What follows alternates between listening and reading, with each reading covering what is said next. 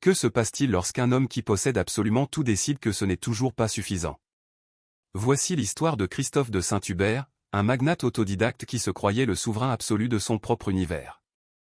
Tandis que son épouse, Nathalie, se trouvait dans la chambre aseptisée d'un hôpital, luttant à travers des heures d'un travail éreintant pour mettre leur fils au monde, il se trouvait à des centaines de kilomètres de là, célébrant sa réussite sur un yacht somptueux en compagnie de sa maîtresse. Il pensait avoir orchestré la trahison parfaite. Mais ce que Christophe ignorait, c'était que Nathalie ne donnait pas seulement naissance à un enfant cette nuit-là. Elle donnait naissance à un châtiment impitoyable. Voici l'histoire de la façon dont l'ultime trahison d'un homme a précipité sa chute immédiate, et comment la femme qu'il avait tant sous-estimée s'est emparée du pouvoir au moment où il s'y attendait le moins. L'air dans la villa de verre au Cap d'Antibes demeurait invariablement le même. Froid, stérile, exhalant un léger parfum d'embrun marin et de produits d'entretien hors de prix. C'était une atmosphère que Christophe de Saint-Hubert avait méticuleusement conçue, à l'image des œuvres d'art tapissant les murs et de l'épouse qu'il y gardait recluse. La demeure, un monument de verre et de marbre blanc immaculé perché sur la corniche, ressemblait moins à un foyer qu'à une galerie d'art exhibant son triomphe social. Et Nathalie, son épouse depuis 5 ans, avait souvent l'impression d'en être la pièce maîtresse. La belle et brillante femme du titan de la technologie. Ce soir, elle se sentait plutôt comme un fruit trop mûr, gonflée et pesante. À 9 mois de grossesse, le moindre mouvement relevait de la négociation physique. Elle se tenait près de l'immense bail vitré, la main posée sur le globe tendu de son ventre, et regardait la brume s'avancer lentement, engloutissant les lumières scintillantes de la Riviera. C'était le reflet exact de sa propre existence, un panorama magnifique obscurci par un brouillard rampant et glacial. « Nathalie, je file. » La voix de Christophe résonna depuis le vaste vestibule, tranchante et saccadée, un son qui semblait toujours déchirer le silence. Elle se retourna avec lenteur. Il se tenait là, d'une élégance irréprochable dans un costume bleu marine Tom Ford, tenant à la main un sac de voyage en cuir profilé. À 42 ans, Christophe était une véritable force de la nature. Son ambition était une entité physique, irradiant de ses yeux bleus perçants et de la ligne volontaire de sa mâchoire. Il avait bâti son empire logiciel, Apex Innovation, depuis une start-up de garage pour en faire un mastodonte mondial. Il ne croyait qu'en une seule chose, sa propre volonté indomptable. L'hélicoptère pour le transfert part dans 2 heures, dit-il en vérifiant l'heure sur sa Patek Philippe. La réunion finale avec les investisseurs pour le projet Helios. C'est inévitable. C'était toujours inévitable. Les réunions, les voyages, les appels qu'il arrachait à elle à toute heure. Autrefois, Nathalie avait admiré cette détermination. À présent, elle ne voyait plus que le vide abyssal qu'elle laissait dans son sillage. Bien sûr, répondit-elle, la voix plus douce qu'elle ne l'aurait souhaité. Sois prudent. Il s'avança à grandes enjambées et déposa un baiser protocolaire sur son front. Cela ressemblait à une marque au fer rouge, un sceau de propriété. Sa main effleura brièvement son estomac, un geste qui se voulait paternel mais qui s'avéra purement clinique. Toi et le petit, soyez sages. Ne décide pas de faire ton apparition avant mon retour dimanche. Je veux être là pour couper le cordon, tu sais. Elle savait. Il voulait la séance photo. Christophe de Saint-Hubert, le puissant PDG berçant son héritier nouveau-né. Ce serait l'image parfaite pour la newsletter interne de l'entreprise et peut-être même pour une publication soigneusement orchestrée sur les réseaux sociaux. Une petite part d'elle, amère et silencieuse, espérait presque que le bébé naîtrait pendant son absence, rien que pour le priver de ce triomphe. Elle repoussa cette pensée, la mettant sur le compte des hormones. Le sac pour la maternité est près de la porte, dit-elle en faisant un geste. Ma mère se tient prête. Le docteur Miller a dit que ce serait pour n'importe quel jour maintenant. Tout ira bien, balaya-t-il, l'esprit déjà à bord de son jet privé, sous le soleil méditerranéen, focalisé sur son contrat. Tu es forte. Tu es une femme de mon rang, à présent. Il sourit, un éclair de dents blanches qui n'atteignit jamais ses yeux. Appelle-moi si tu as besoin de quoi que ce soit. Léa a tout mon itinéraire. Léa, son assistante de direction. Ce prénom tomba comme une pierre lourde au creux de son estomac. Léa, avec son ambition sans faille et ce sourire qui s'attardait toujours un peu trop longtemps sur Christophe lorsqu'elle se trouvait dans la même pièce. Nathalie avait tenté d'ignorer les signes. Les sessions de stratégie nocturne, l'effluve d'un parfum différent sur les cols de ses chemises, la façon dont il gardait son téléphone comme un secret d'État. Le confronter serait revenu à briser la magnifique et fragile cage dorée dans laquelle elle vivait. Alors, elle gardait le silence. D'accord, Christophe. Il se retourna et sortit, la lourde porte en chêne massif se refermant dans un claquement définitif, un bruit qui fit trembler son âme. Le silence qui s'ensuivit fut immense, seulement rompu par le bourdonnement lointain des bateaux dans la baie. Nathalie ferma les yeux, appuyant son front contre la vitre fraîche. Elle n'était pas seulement enceinte et seule. Elle était profondément, douloureusement isolée. Elle avait sacrifié sa propre carrière prometteuse en architecture pour devenir sa partenaire, son pilier de soutien. Au premier jour, ils avaient l'impression d'être une équipe, partant ensemble à la conquête du monde. Mais à mesure que sa fortune croissait, un gouffre s'était creusé entre eux. Il était devenu une divinité dans son propre univers, et elle n'était plus qu'un simple accessoire. Le déséquilibre des forces agissait comme un poison silencieux et corrosif dans leur mariage.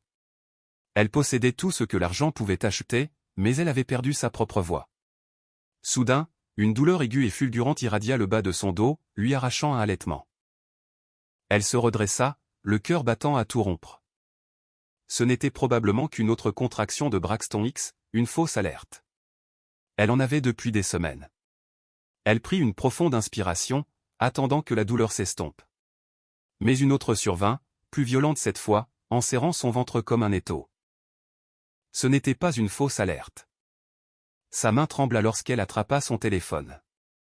Pas pour appeler sa mère tout de suite, mais pour ouvrir une application dissimulée et cryptée. C'était un traceur financier relié à leurs actifs, un outil qu'elle avait mis en place des mois auparavant avec l'aide discrète de Bernard Lefebvre, l'ancien avocat de la succession de feu son père. Un homme qui regardait Christophe avec une profonde suspicion. Juste un canot de sauvetage, Nathalie, lui avait dit Bernard, la voix bienveillante mais ferme. Vous espérez ne jamais en avoir besoin, mais vous seriez folle de ne pas en construire un. Elle regarda une nouvelle transaction apparaître, un débit d'une compagnie d'aviation privée, comme prévu. Mais ensuite, une autre, quelques instants plus tard.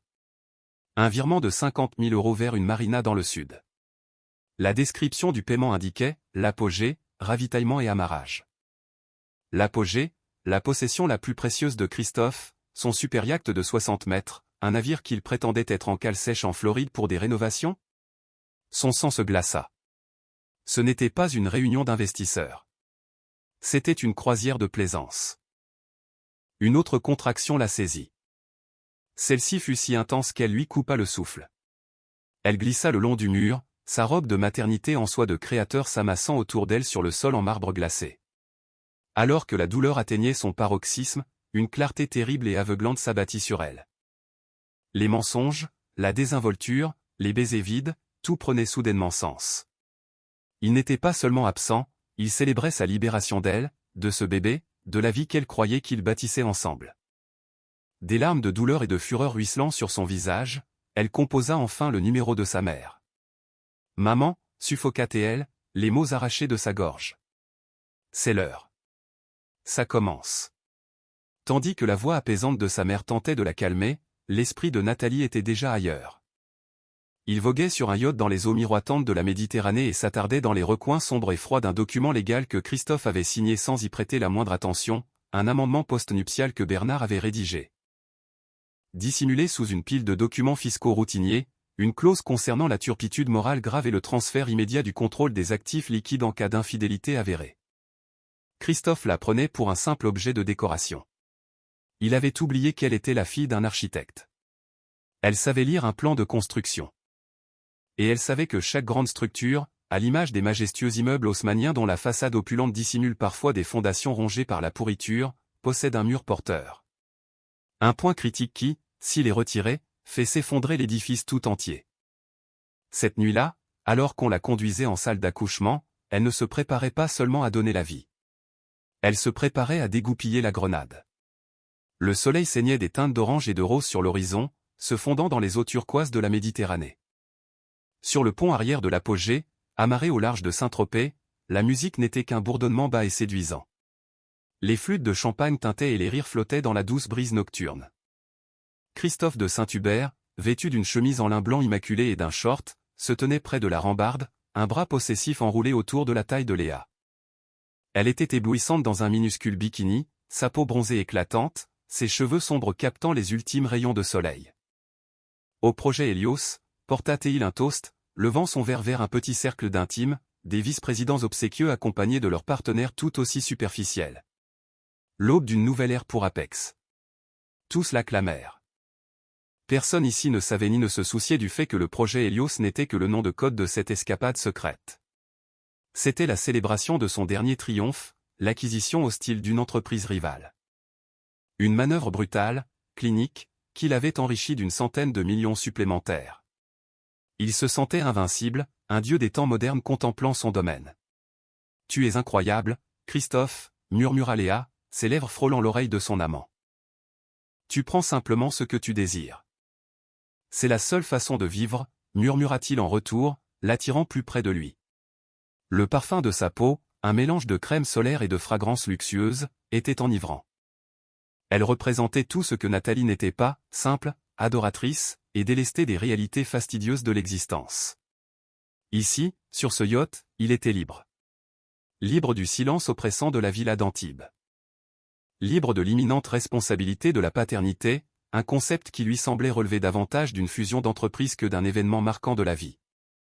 Il appellerait Nathalie plus tard, feindrait la déception face à une mauvaise connexion téléphonique, et promettrait de prendre le premier vol retour si quoi que ce soit se produisait. Le mensonge était si aisé, si rodé, qu'il ne l'enregistrait même plus comme une transgression. C'était de la pure logistique. Son téléphone, posé sur une table basse voisine, vibra. Il l'ignora. Il vibra de nouveau, insistant. Avec un soupir d'agacement, il se détacha de Léa et s'en empara. Une série de messages de la mère de Nathalie. Nathalie est en plein travail. Les contractions sont espacées de 5 minutes. Nous sommes à l'hôpital. L'hôpital américain de Paris à Neuilly. Christophe, où es-tu? Elle réclame ta présence. Une lueur d'un sentiment diffus, un mélange d'agacement et de culpabilité, s'agita en lui. Il rédigea rapidement une réponse. Je sors tout juste d'une session marathon. Mon Dieu, bloqué sur le tarmac, une tempête épouvantable. Dis-lui que je l'aime et que j'essaie de rentrer le plus vite possible. Il reposa le téléphone, la mâchoire crispée. Le timing était fâcheux, mais cela n'allait pas ruiner sa soirée. Il réglerait ce problème demain. Il achèterait un cadeau de naissance d'un prix exorbitant, un bracelet en diamant ou une autre voiture de sport, et la brève lueur de déception dans les yeux de sa femme serait effacée. C'était toujours ainsi. Tout va bien, demanda Léa, sa main traçant une ligne imaginaire le long de son torse. Juste les affaires, dit-il en forçant un sourire. Où en étions-nous? À l'hôpital américain de Paris à Neuilly, le monde s'était réduit aux 4 murs d'un blanc immaculé de la salle d'accouchement. La seule lumière provenait de l'éclat froid et clinique de l'équipement médical. Le seul son était le bip rythmique du moniteur fœtal, un battement de tambour frénétique et constant auquel Nathalie s'accrochait comme à une bouée de sauvetage. La douleur était une entité vivante. Elle survenait par vagues, une marée implacable qui l'entraînait vers le fond, la maintenait dans son étreinte écrasante, puis se retirait juste assez longtemps pour lui permettre de halter avant que la suivante ne frappe. Sa mère, Hélène, se tenait à ses côtés, le visage masqué par des encouragements inquiets, essuyant la sueur de son front avec un linge humide. « Tu te débrouilles si bien, ma chérie, » murmura Hélène. « Respire, c'est tout. Respire pour le bébé. » Mais les respirations de Nathalie étaient saccadées, arrachées à ses poumons. Dans le brouillard de l'agonie, l'absence de Christophe était une présence physique dans la pièce, un spectre glacial qui se moquait d'elle. Elle l'imaginait riant, sirotant du champagne de grand cru, totalement indifférent à cet acte de création primitif, violent et d'une beauté absolue. La trahison infligeait une douleur plus acérée que n'importe quelle contraction. Elle la nourrissait de rage. Le rythme cardiaque du bébé chute légèrement pendant les contractions, déclara calmement la sage-femme, ajustant une sangle sur le ventre de Nathalie. Nous avons besoin que vous poussiez maintenant, Nathalie. À la prochaine. Vous devez donner tout ce qu'il vous reste. Tout ce qui lui restait. Pendant des années, elle avait tout donné à Christophe. Ses rêves, son énergie, sa loyauté, et il avait tout pris pour l'offrir à une autre. C'est terminé, pensa-t-elle, un feu féroce et protecteur s'allumant en elle. Cette poussée n'était pas seulement pour son bébé. Elle l'était pour elle-même. Elle rassembla chaque once de sa force, chaque parcelle de sa fureur et de son cœur brisé, et lorsque la vague de douleur suivante s'abattit sur elle, elle poussa de toutes ses forces, un cri rauque et viscéral se déchirant de sa gorge. C'était le cri d'une femme qui se brise, mais aussi le son d'une femme en train d'être forgée à nouveau. Encore, Nathalie. Encore, l'encouragea le médecin. La pièce devint un tourbillon d'activité concentrée. Le moniteur cardiaque s'accéléra. La main de sa mère serra la sienne, et à travers la douleur fulgurante, elle poussa encore, et encore, canalisant une force qu'elle ne se soupçonnait même pas. Et puis, un relâchement soudain, un jaillissement, un glissement, et la pièce s'emplit d'un son nouveau, le cri perçant et puissant d'un nouveau-né. « C'est un garçon », annonça le médecin, la voix rayonnante. « Il est magnifique. » Ils déposèrent le nourrisson en pleurs et frétillant sur sa poitrine. Il était si petit, si parfait, son visage minuscule rouge et froissé. Ses cris étaient la mélodie la plus incroyable qu'elle eût jamais entendue. Alors qu'elle le contemplait, observant sa touffe de cheveux bruns et ses petits poings qui s'agrippaient, le monde extérieur s'évanouit. La villa, le yacht, les mensonges, tout devint un bruit de fond insignifiant. Il n'y avait plus que cela, cette nouvelle vie, son fils. Des larmes ruisselèrent sur ses joues. Mais ce n'étaient pas des larmes de douleur ou de tristesse. C'étaient des larmes d'un amour écrasant et d'une clarté féroce et absolue. Elle savait ce qu'elle devait accomplir. Elle regarda sa mère, dont les yeux brillaient également d'émotion. « Maman », murmura Nathalie, la voix éraillée mais inébranlable. « Mon téléphone, dans le sac. Je dois passer un seul appel. » Hélène, persuadée qu'elle contactait enfin Christophe, le lui tendit. Mais Nathalie ne composa pas le numéro de son mari. Elle chercha le contact de Bernard Lefebvre. Il était plus de minuit, mais elle savait qu'il attendait. Il décrocha dès la première sonnerie. « Nathalie, tout va bien ? J'ai un fils, Bernard, déclara-t-elle, la voix emplie d'une puissance étrange et sereine. Elle baissa les yeux vers le bébé blotti contre sa peau. Il est là. Et il est en sécurité.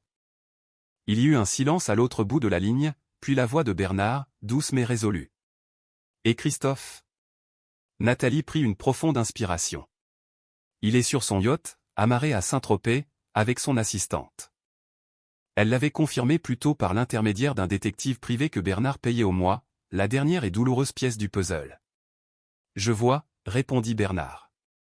Il n'y avait aucune surprise dans sa voix, seulement une tristesse profonde et lasse. Nathalie, êtes-vous certaine ?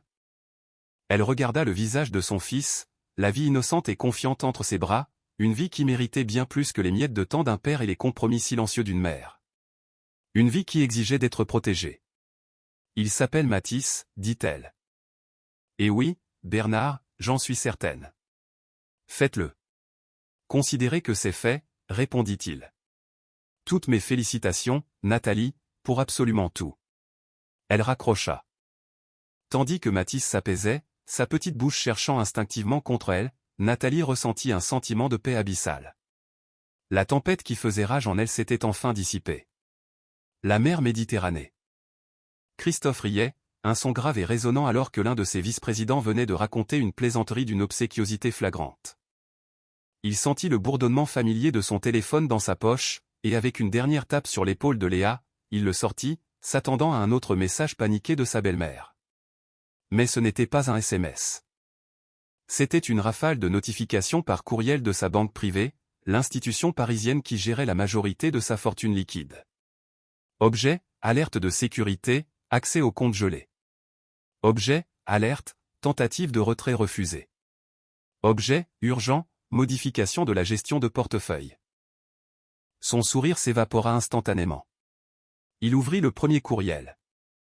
Cher monsieur de Saint-Hubert, conformément à l'exécution de la clause de contingence 11B de votre contrat d'aménagement des actifs matrimoniaux, signé par vos soins le 17 avril dernier. L'ensemble des comptes personnels et conjoints détenus au sein de cet établissement ont été placés sous un gel administratif temporaire, avec effet immédiat. Le contrôle a été provisoirement transféré au second signataire, Madame Nathalie Vance. Pour de plus amples informations, veuillez contacter votre représentant légal. Il fixa l'écran, son esprit se refusant à traiter ces mots. Clause de contingence ? Aménagement des actifs matrimoniaux ? Il se souvenait vaguement d'avoir signé une épaisse liasse de documents quelques mois plus tôt, validés par ses propres avocats. Il était pressé, sur le point de clôturer un marché colossal. Il n'en avait pas lu un traître mot. Il tenta d'ouvrir son application bancaire, une bannière rouge clignota sur l'écran. Accès refusé. Il essaya de passer un appel. Un message enregistré retentit. Votre compte ne dispose pas de fonds suffisants pour établir cette communication. Son service de téléphonie mobile personnel était rattaché à un compte d'entreprise, un compte qui était à présent paralysé. La panique, glaciale et acérée, transperça le brouillard enivrant du champagne. Il regarda autour de lui, sur le pont du yacht, les invités hilars, le champagne qui coulait à flots, les lumières étincelantes de la côte varoise, et tout cela ressemblait soudain à un décor de cinéma, factice et fragile. Ce bateau, ces gens, cette nuit entière étaient financés par un argent auquel il n'avait plus accès. Il dérivait au milieu de la mer sur un monument flottant érigé à sa propre gloire, et il se retrouvait brusquement et atrocement impuissant. Le roi venait d'être déchu, et il n'avait même pas entendu le coup près tomber. Léa s'approcha par derrière, enroulant ses bras autour de son torse. « Reviens à la fête, Christophe. Qu'est-ce qui est si important ?» Il détourna le regard de son visage. Magnifique. Superficiel. Et qui lui était d'une futilité absolue à présent. Il plongea les yeux vers l'eau noire et infinie. Pour la première fois de son existence, Christophe de Saint-Hubert n'avait aucune idée de ce qu'il devait faire. La nuit où il avait préféré sa maîtresse à son épouse fut la nuit où il perdit absolument tout. La première étape de la chute de Christophe fut le déni. Il se manifesta sous la forme d'une rage froide et bouillonnante. « Comment ça, vous n'arrivez pas à les joindre » gronda-t-il dans le téléphone satellite du yacht, l'unique ligne de communication dont il disposait encore. Il faisait les 100 pas sur la passerelle de l'apogée tel un fauve en cage. La fête en contrebasse s'était éteinte sous le poids glaçant de sa fureur. Les lignes de votre banquier privé sont toutes redirigées vers son département juridique, Monsieur de Saint-Hubert, répondit son directeur financier paniqué, la voix métallique lui parvenant à des milliers de kilomètres de distance. Et ils refusent de parler. Ils ne font qu'invoquer un accord matrimonial. C'est une erreur. Une aberration, hurla Christophe, abattant son poing sur la console en acajou verni. Nathalie ne ferait jamais. Elle en serait incapable. Elle ne connaît strictement rien à la finance. Mais au moment même où il prononçait ces mots, une écharpe de doute, froide et tranchante comme un éclat de glace, transperça son arrogance. Il se souvint d'elle, silencieuse et observatrice lors d'innombrables dîners de gala avec des banquiers et des avocats parisiens. Il avait confondu son silence avec de l'ignorance. Avait-elle écouté? Appris. La deuxième étape fut l'action frénétique et désespérée. Il ordonna au capitaine de mettre le cap sur l'aérodrome privé le plus proche. Il tenta d'affréter un jet, pour voir la transaction immédiatement déclinée. Les 50 000 € qu'il avait virés pour le ravitaillement du yacht constituaient sa toute dernière dépense fructueuse. L'équipage le regardait désormais avec une expression inédite. La méfiance. Il n'était plus l'hôte milliardaire et magnanime. Il était devenu un passif potentiel. Léa tenta de lui apporter du soutien, lui offrant une énième coupe de champagne. Il la dévisagea comme s'il la voyait pour la première fois. Une distraction somptueuse et onéreuse qui faisait désormais partie intégrante de son effondrement. « Sors d'ici » claqua-t-il, la voix dangereusement basse. « Laisse-moi seul. » Elle recula, le visage déformé par un mélange de choc et de blessure, et déguerpie de la passerelle. Son monde doré commençait à se corroder sous ses yeux. Il lui fallut 36 heures d'une agonie absolue pour regagner Paris. Il dut subir l'ultime indignité, appeler l'un de ses vice-présidents et le supplier de lui réserver un vol commercial en classe économique depuis l'aéroport de Nice jusqu'à Orly. Lui, Christophe de Saint-Hubert, se retrouva coincé sur un siège du milieu, cerné par des nourrissons en pleurs et l'odeur de la nourriture réchauffée au micro-ondes, un dieu déchu forcé de marcher parmi les mortels. Lorsqu'il atterrit enfin, il était hagard, mal rasé, et consumé par un dessein singulier et ardent, affronter Nathalie. Tandis que Christophe descendait dans ses propres enfers, Nathalie baignait dans un havre de paix. L'atmosphère stérile et solitaire de la maternité de l'hôpital américain s'était métamorphosée. La chambre 312 regorgeait de fleurs, de lumière ensoleillée et des doux gazouillis du petit Matisse. Sa mère, Hélène, gérait les visites et les appels, agissant comme une gardienne à la fois douce et intraitable. Le matin suivant la naissance de Mathis, Bernard Lefebvre était venu en visite. Il ne s'était pas présenté comme un avocat. Flanqué de sa mallette, mais comme un vieil ami de la famille, muni d'un ours en peluche et d'un thermos d'un excellent café. « C'est fait », dit-il, la voix feutrée en regardant le bébé endormi dans le berceau. Les injonctions sont en place. Les comptes sont gelés. Le conseil d'administration d'Apex a été notifié d'un transfert temporaire des droits de vote majoritaire sur la base de vos procurations. Nathalie leva les yeux de son fils qu'elle berçait, le visage pâle mais d'une immense sérénité. Des procurations ? Bernard esquissa un fin sourire. Christophe a fait de vous l'actionnaire majoritaire de sa société holding il y a des années. Pour des raisons d'optimisation fiscale. Il vous a probablement dit que ce n'était qu'une simple formalité. Mais les documents qu'il a signés en avril dernier vous accordaient un contrôle irrévocable par procuration en vertu de la clause de turpitude morale. Il vous a remis les clés du royaume. Nathalie. Il n'a tout simplement pas pris la peine de lire l'inscription gravée dessus. C'était une révélation étourdissante. Elle savait que le plan initial visait à garantir son avenir et celui de Mathis, à bloquer suffisamment d'actifs pour imposer un accord de divorce équitable. Elle n'avait pas mesuré l'étendue du pouvoir que Bernard avait si habilement, si légalement, glissé entre ses mains. Ce n'était pas seulement un canot de sauvetage. C'était l'armada tout entière. Il pensait que j'étais une simple décoration, murmura-t-elle, caressant la joue de Mathis. Quelque chose qu'on polit et qu'on expose. Les pires erreurs sont commises lorsque l'on sous-estime son adversaire, déclara Bernard. Il n'est pas votre adversaire, Nathalie. Il est le père de votre enfant.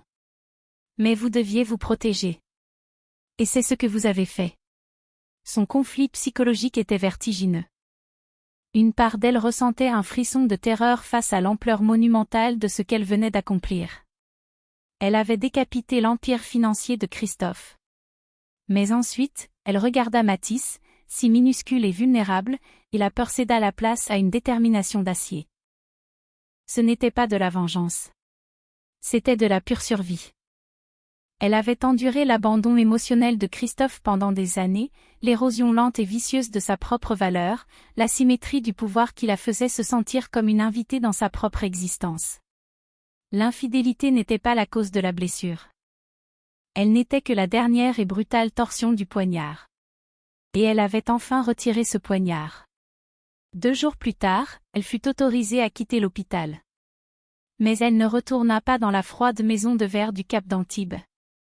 Bernard avait organisé la location privée et sécurisée d'une propriété, un mas provençal restauré, baigné de soleil, niché au cœur du Luberon, un lieu où elle avait passé de merveilleux étés durant son enfance. L'endroit était plus petit que le dressing principal de son ancienne demeure, mais il ressemblait davantage à un sanctuaire que la luxueuse villa ne l'avait jamais été. Ce fut là, dans la chaleur d'un petit salon douillet embaumant le talc pour bébé et le thé infusé, que Christophe finit par la retrouver. Il arriva telle une tempête grondante, sa berline de location crissant des pneus en s'arrêtant brusquement devant le mas du Luberon. Il remonta l'allée de pierre à grandes enjambées, le visage déformé par une fureur épuisée.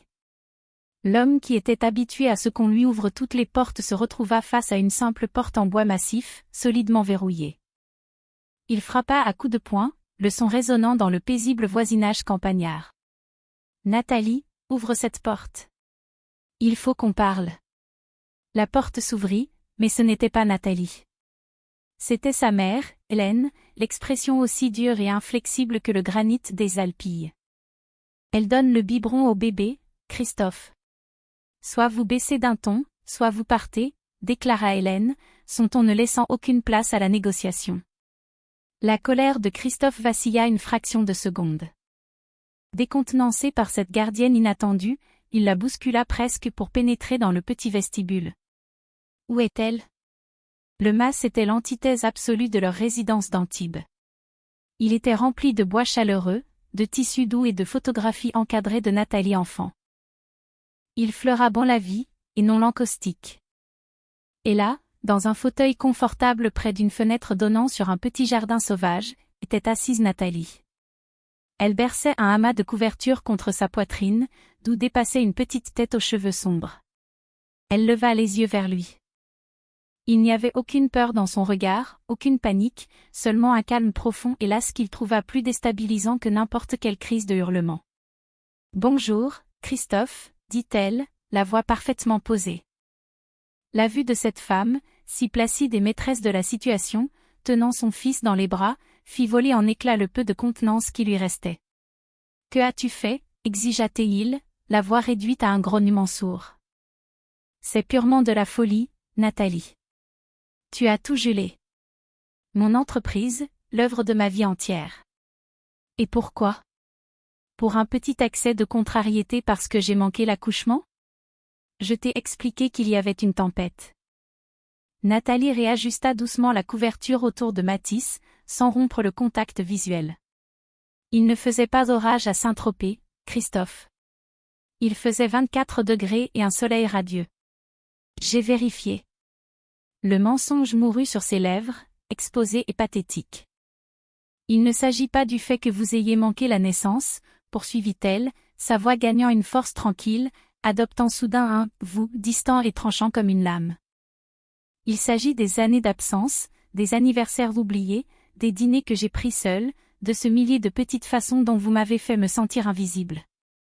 Il s'agit du fait que vous ayez emmené votre maîtresse sur notre yacht, l'Apogée. Un bateau dont vous m'aviez juré qu'il était en cale sèche, pour célébrer un contrat pendant que je mettais notre fils au monde. Vous n'avez pas seulement manqué la naissance, Christophe.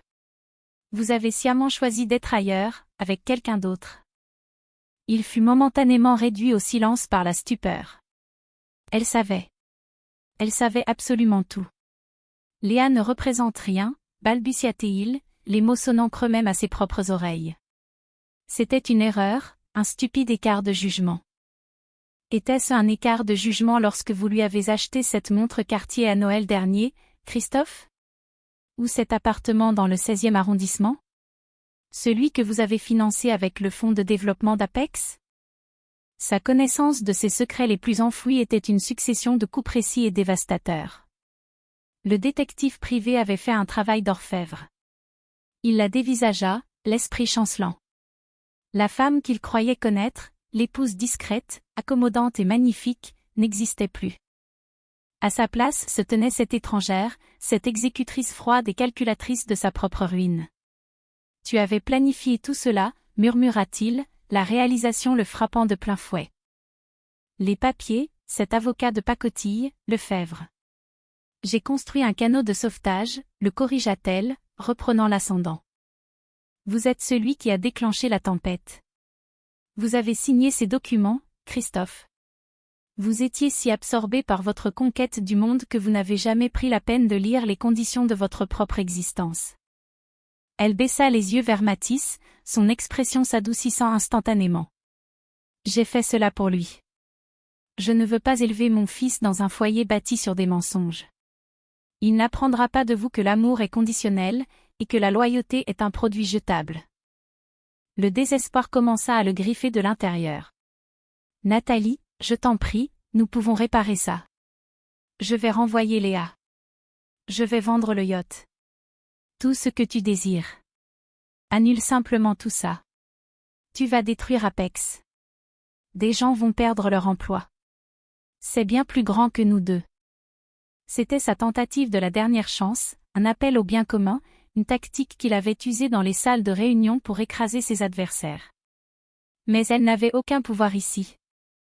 Vous pensez vraiment qu'il s'agit de l'argent ? Elle le regarda enfin avec un éclat de ce même feu qu'il avait perçu lors de leur premier rendez-vous, ce feu qu'il avait lentement et systématiquement éteint. Oh, Christophe, vous n'avez toujours rien compris. L'argent n'est que la cage que j'ai déverrouillée. Il n'a jamais été la récompense. J'ai mon fils. J'ai recouvré le respect de moi-même.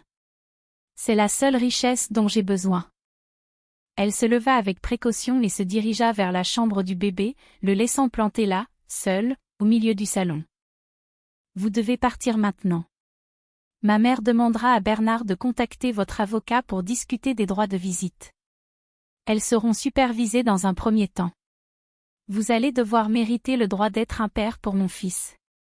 Il était congédié. Purement et simplement.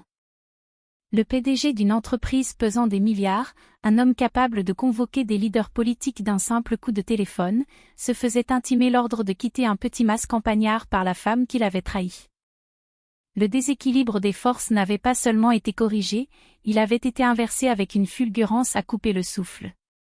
Il tituba dehors, sous le soleil de l'après-midi, hébété et vidé de sa substance.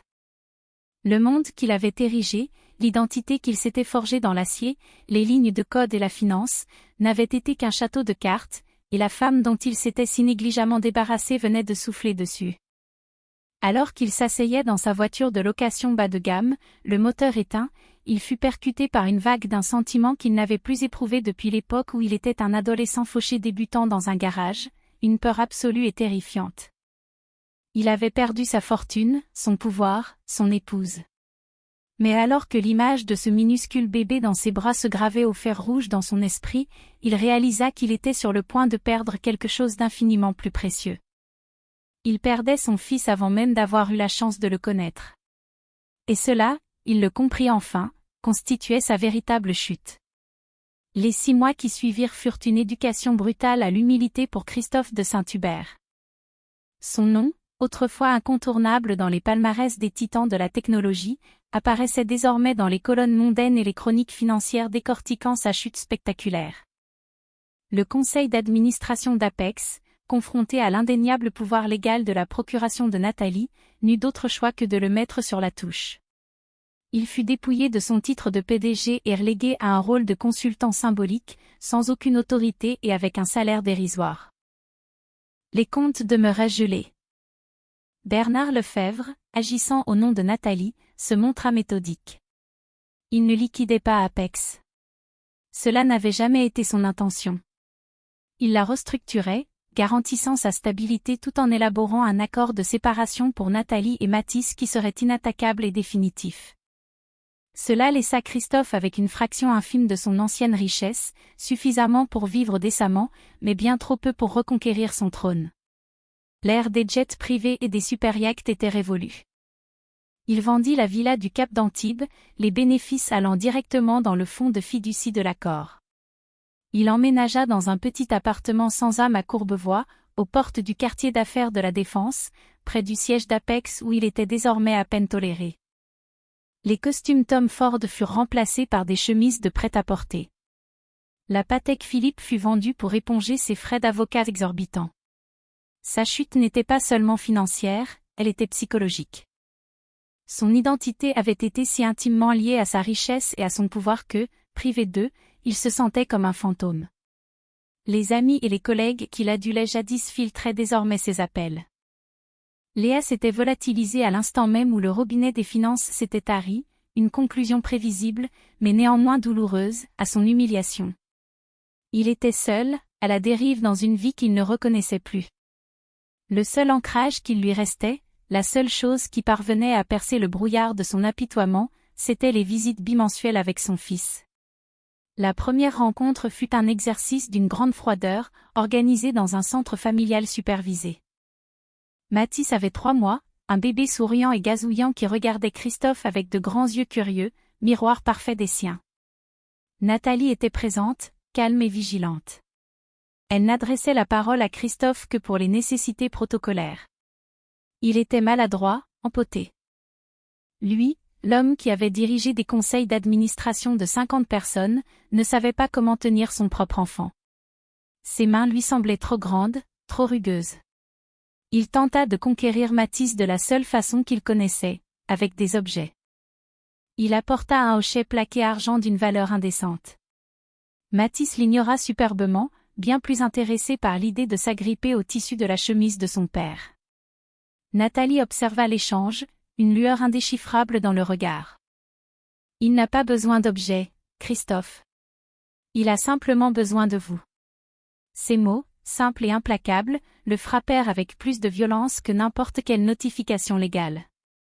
Pendant ce temps, Nathalie ne se contentait pas de survivre, elle s'épanouissait. Libérée de l'ombre oppressante du monde de Christophe, elle se redécouvrait. Le mas dans le Luberon était devenu un véritable foyer. Elle avait aménagé un petit atelier dans une chambre d'amis, l'odeur du fusain et du papier à grains remplaçant les effluves d'embrun et de produits javelisés. Elle s'était remise à dessiner. D'abord, des portraits de Matisse endormis, puis les paysages escarpés des Alpilles, les oliviers noueux. Son ancienne passion pour l'architecture, si longtemps endormie, s'éveillait à nouveau.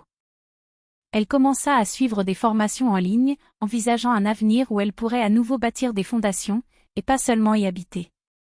Elle était une mère avant tout, dévouée et présente d'une manière que Christophe n'avait jamais été.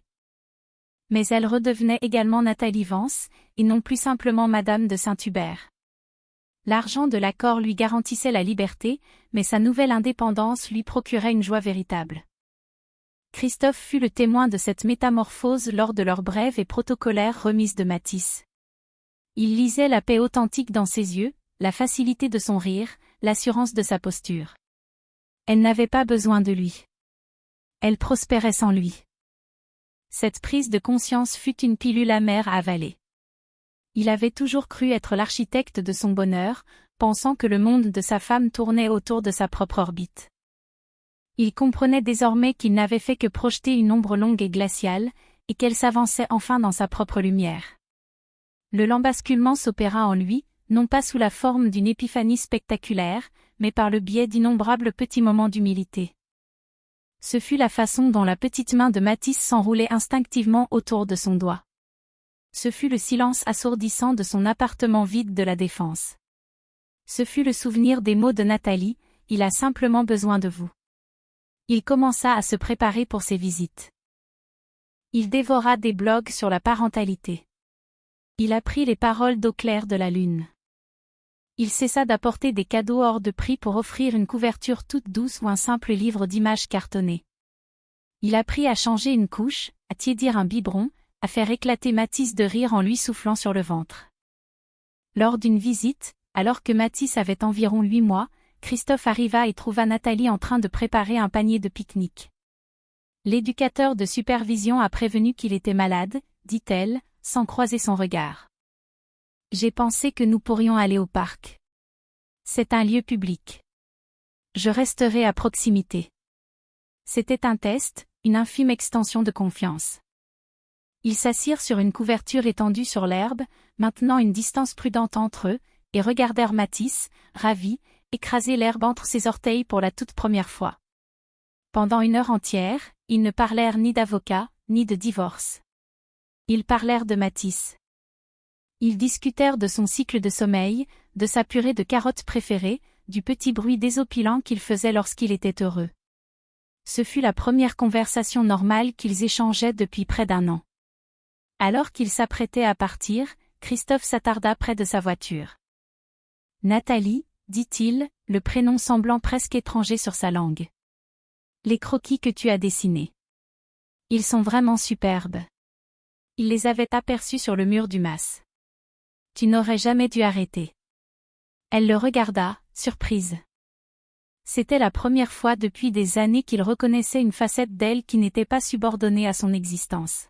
« Merci, Christophe, » répondit-elle, une pointe de chaleur dans la voix. Ce fut une minuscule fissure de lumière dans le mur de glace qui les séparait. Pas la promesse d'une réconciliation, mais la possibilité d'une page nouvelle. Une paix fragile et hésitante. Les marées changeaient, lentement, l'éloignant des débris de son ancienne vie pour le porter vers les rivages inexplorés de la paternité, peut-être, d'une véritable transformation. 2 années s'écoulèrent. Le monde continuait de tourner, mais les orbites de Christophe et de Nathalie avaient trouvé une trajectoire inédite et stable. Ils ne formaient plus un couple, et ils ne le redeviendraient jamais. La plaie de sa trahison était trop profonde. La cicatrice, indélébile. Mais ils étaient devenus quelque chose de bien plus complexe, et à sa manière, de plus remarquable. Ils étaient devenus des partenaires dans l'éducation de leur enfant. La transformation de Christophe fut silencieuse, mais abyssale. Il avait abandonné l'environnement toxique d'Apex, acceptant une modeste indemnité de départ. Avec un petit prêt commercial, quelque chose qu'il avait dû solliciter et justifier comme le commun des mortels, il fonda une nouvelle entreprise. Ce n'était pas un mastodonte flamboyant du logiciel.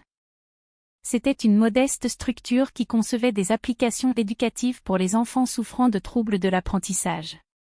Un travail porteur de sens, né des heures qu'il avait passées à chercher comment tisser un lien et éveiller son propre fils. La société était petite, souvent génératrice de stress, et ne ferait jamais de lui un milliardaire. Mais pour la première fois de sa vie, son travail lui insufflait un sentiment d'utilité, et non pas de simple rentabilité.